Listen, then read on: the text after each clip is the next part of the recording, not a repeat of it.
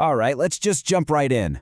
We're about to tackle one of the most unsettling questions out there. How do good, ordinary people like you and me get swept up in the madness of a violent mob?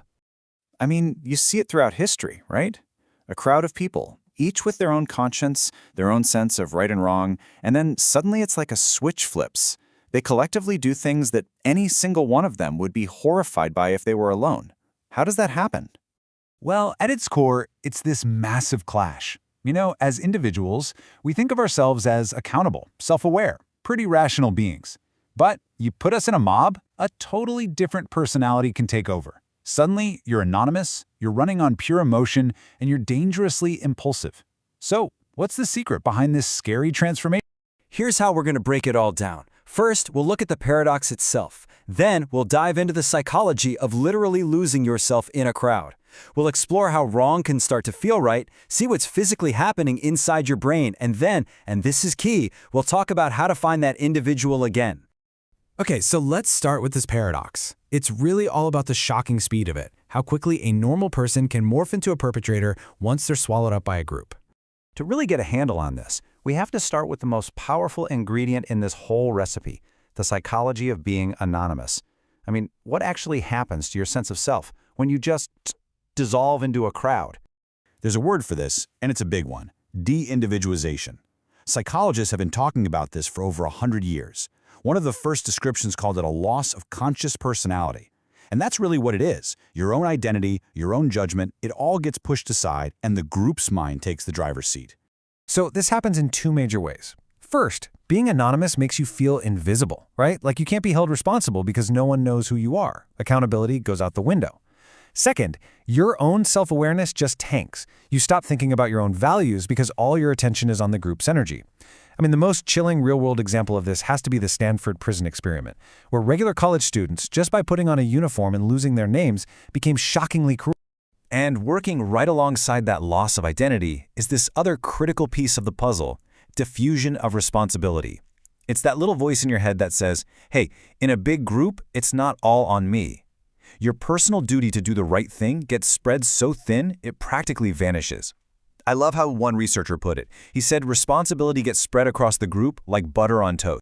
And look at this. This chart shows you just how powerful that is. In a famous study from 1968, if a person thought they were the only one who could help someone in trouble, 85% of them stepped up, a huge majority. But if they knew other people were around, the number plummets to a staggering 31%.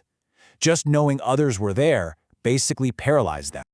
Okay, so you feel anonymous, and you don't feel like it's your job to step in. That's a dangerous combo. But how do you go one step further and convince yourself that doing something truly terrible is actually the right thing to do? This is where a process called moral disengagement kicks in. The psychologist Albert Bandura figured this out. He said people go through these mental steps. First, they justify the action. They tell themselves they're not committing violence, they're fighting for a righteous cause. Second, they dehumanize their victims. They start seeing the other side as less than human. And finally, they just ignore or twist the reality of the harm they're causing. And here it is. This is the truly terrifying result of that whole process. Bandura wrote that these horrible actions don't just become okay. They can actually become a source of pride, of self-worth. The people doing them can feel completely righteous, not the least bit guilty. So, that's the psychology. It's pretty dark, but now let's go even deeper. Let's look at the actual biology.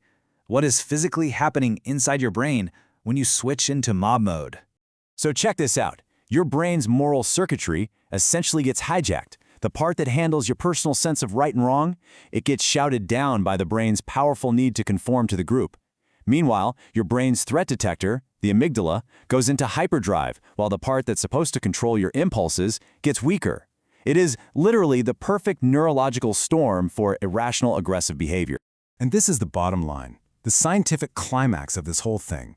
When you go along with an aggressive group, your brain's reward system, the very same circuits that light up when you eat your favorite food or win money, they actually activate. It's the neurological payoff for losing yourself. Your brain is literally giving you a dose of pleasure for participating in violence that the group says is okay. Wow, okay. After hearing all that, it's pretty easy to feel a little hopeless, right? But the good news is, none of this is set in stone. We're not doomed. So how do we push back? How do we find that individual again and reclaim our own conscience? The philosopher Osho had this really powerful way of looking at it. He said that the group operates on animal instinct, which, when you think about it, lines up perfectly with what the neuroscience tells us about our primitive brain hijacking the system. But, he said, the single person, the conscious individual, that's where our humanity truly lives.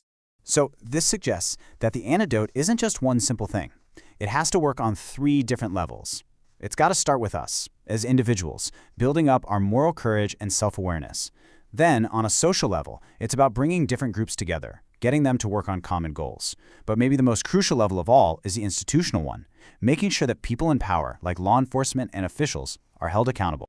And if you're wondering why that institutional part matters so much, just look at this number. Over 4,000 confirmed lynchings took place in the American South. This wasn't just random violence. It was able to thrive because institutions, from the police to politicians, either joined in or just looked the other way.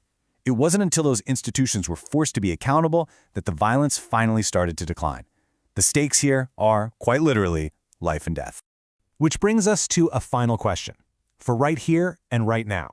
We live in a world of online mobs, of digital outrage and pylons, where being anonymous is easy and responsibility is spread across the entire internet. So the question for all of us is, in this new world, how do we protect our own individuality? Is it under threat now more than ever before?